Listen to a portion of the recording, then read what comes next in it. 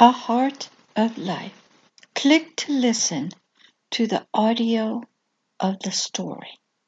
Welcome again to Story Time in the Garden with Pastor Deborah.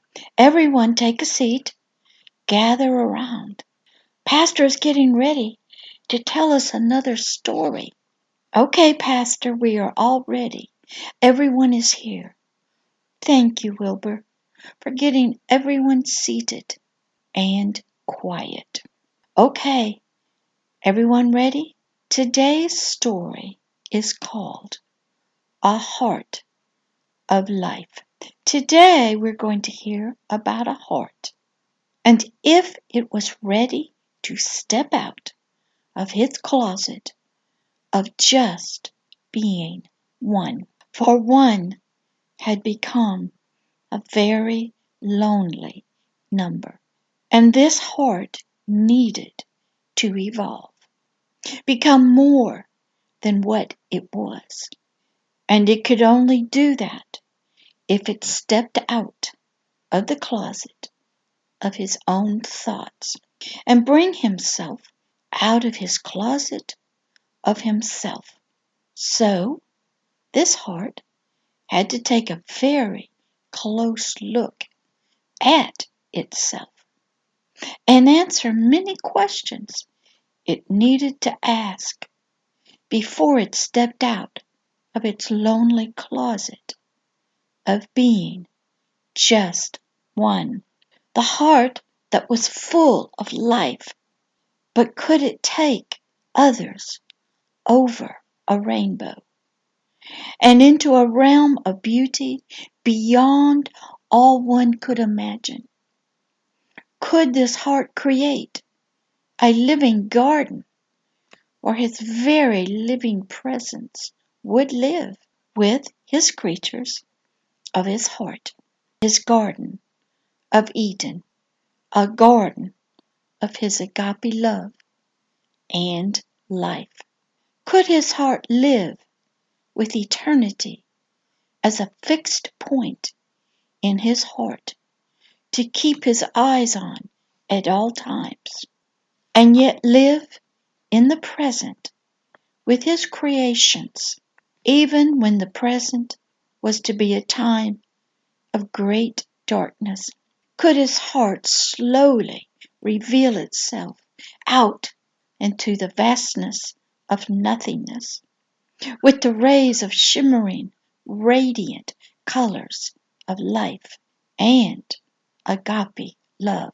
Was his heart of life that was overflowing in agape love be radiated out through the gemstones of his thoughts of beauty, his jewels of imagination, his light radiating through each stone of life and its beauty and glory?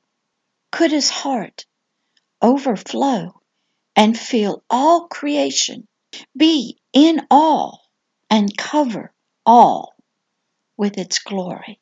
The one was asking his own heart these questions of itself, his own nature. Could his heart be the gardener out in the vastness of nothingness? Was his heart's desire strong enough, determined enough, disciplined enough to prepare the vastness of nothingness to be a garden of life, a reflection of his imaginations, and ready for his living creations and its creatures to come forth out of his womb of life, his own thoughts, his own imaginations? Was his heart ready to be a father and mother to all of creation, to all of creation's creatures, to all his children? He would have to birth twice, redeem again back to his own family, to raise, nurture, to protect, comfort, to love without conditions. to love them, even want them home, back to himself, even during the long years of their absence from his family, his house, his kingdom. Was his heart ready for the great sadness that was to come, when his children left him for another, loved another instead of him, worshipped and called on others for help besides him, living in ignorance of him? Was his heart ready for this pain, this rejection, abandonment, hatred, silence due to ignorance of the darkness? Could his heart withstand the long years of tears and sorrow that his creations would endure without him? Would he still be able to hear their silent cries of the hearts dead to him, frozen in fear, filled with hate and sin, fragmented into many to survive in their spiritual captivity, in slavery, because of their first forefathers' rebellion to laws of agape love? Did his heart's imaginations have enough creativity of life to create the worlds he desired to create? Did he have the unlimited imaginations for creating valleys and dales, stars and moons, mountains and seas, green pastures of lilies of the field, living, singing flowers and ferns, trees with leaves of healing for the nations, rivers and streams of living water, ever flowing, unending, wells of living water deep unto the depths of life itself, lights to guide and give life, living creatures that are beyond description, beings of all kinds, for service to all. Then the crown of all creation, children.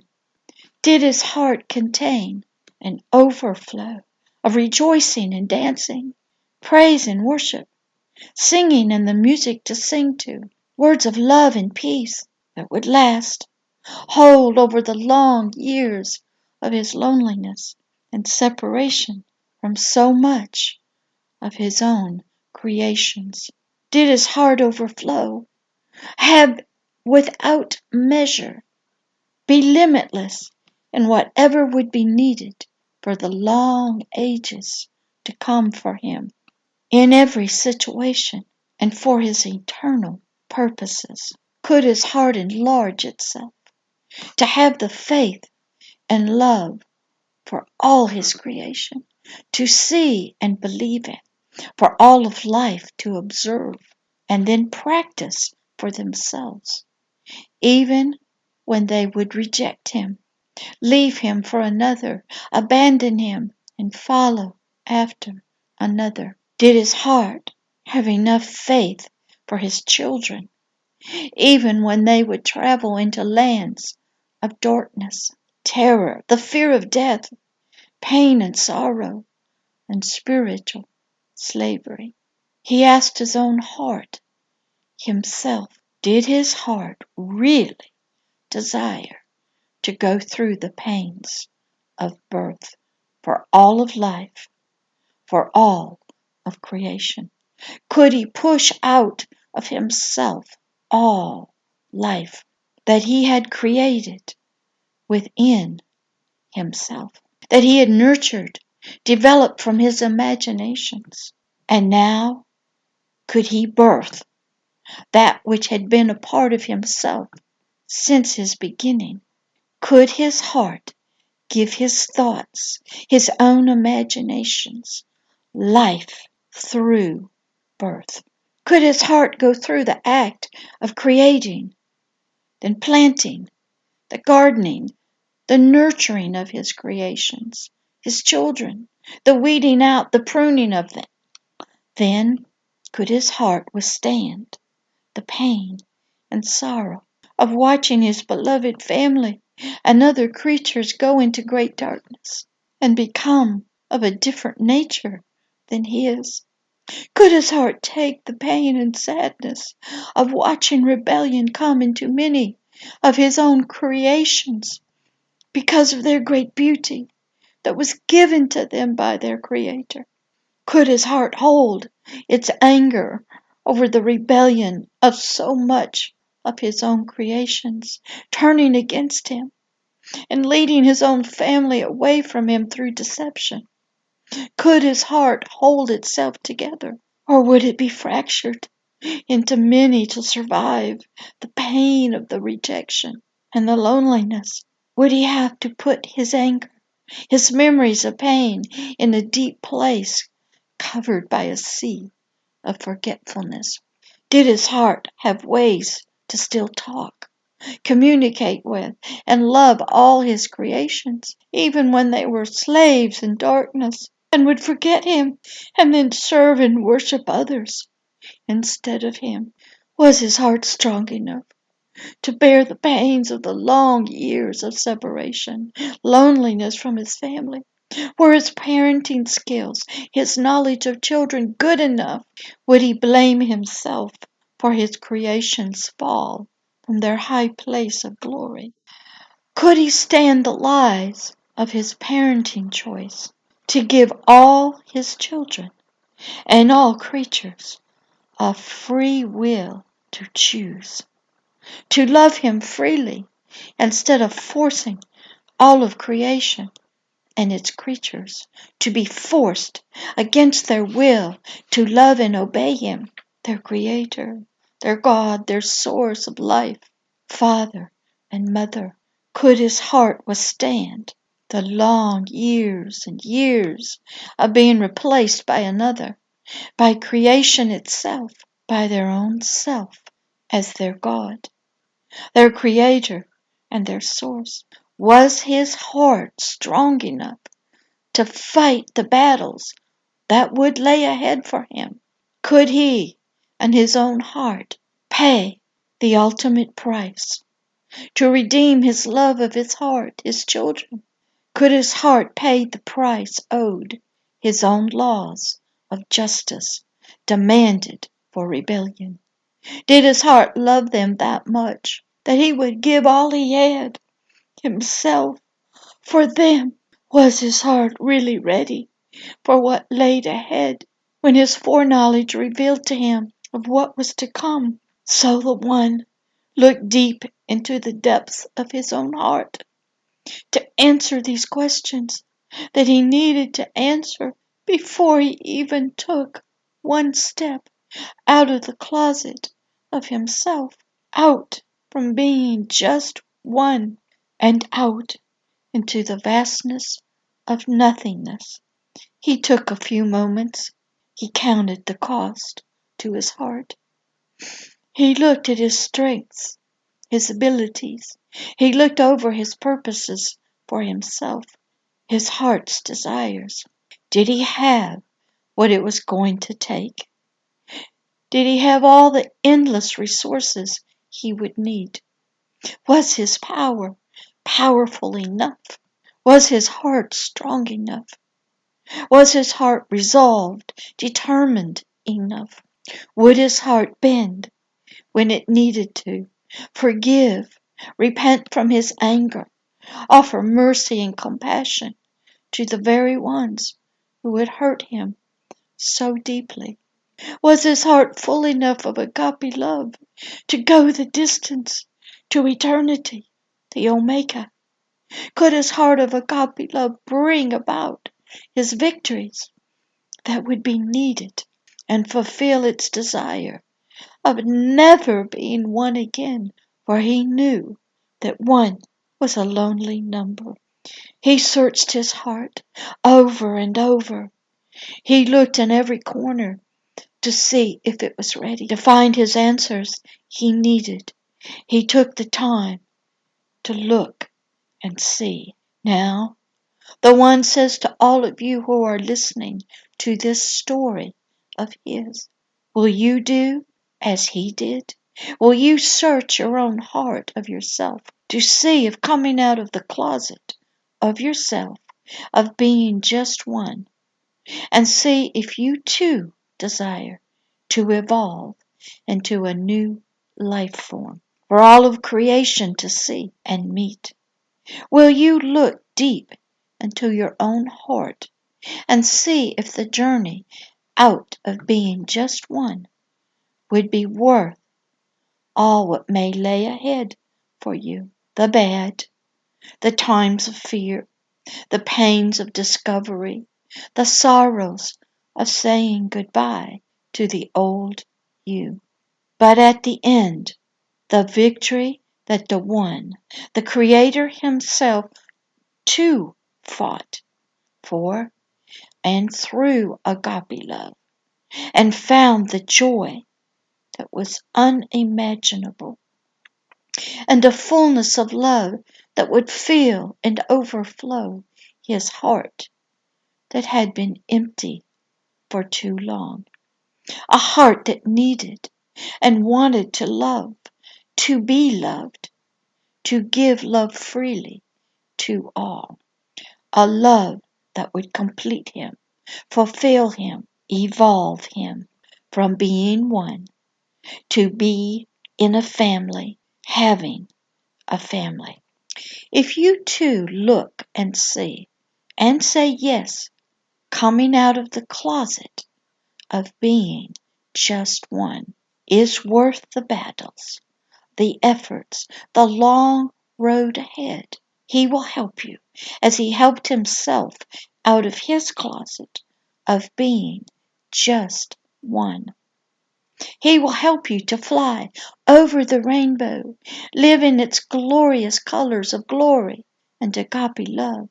He will help you to find His secret, hidden entrance to His Garden of Eden, to meet Wilbur and all the creatures of the garden, to open the treasure chest of His riches, of His agape love and glory. He will help you find Him even in the darkness of your dreams. He will leave the lights on for you to see your way, even in the darkness. He will light the path with His light, His lamp of agape love and truth for you to see the way to walk. For He too had to have light, revelations, courage, understanding for His feet to follow. That will be what the next story time is about. The light He used to light, to evolve, to step out, to become. His light that He followed. The light He lit for His own path to step out onto, out into the new life form He was to become. The light that went ahead of His feet so He would not stumble as He stepped out into the unknown, out of His comfortable life of being just one, alone in His closet of Himself. The light He will use to find you in the matrix of the darkness, of the closet of being just one. So He asks you these questions. Do you have a heart for life, for His agape love? Could you join with Him and make the journey together? A journey of change, evolving into a new life form, a new life. Would you join with Him on His road of agape love and its light of life? And that ends story time for this time. See everyone next time for another story. Time in the Garden with Pastor Deborah. Love always and forever, Pastor Deborah.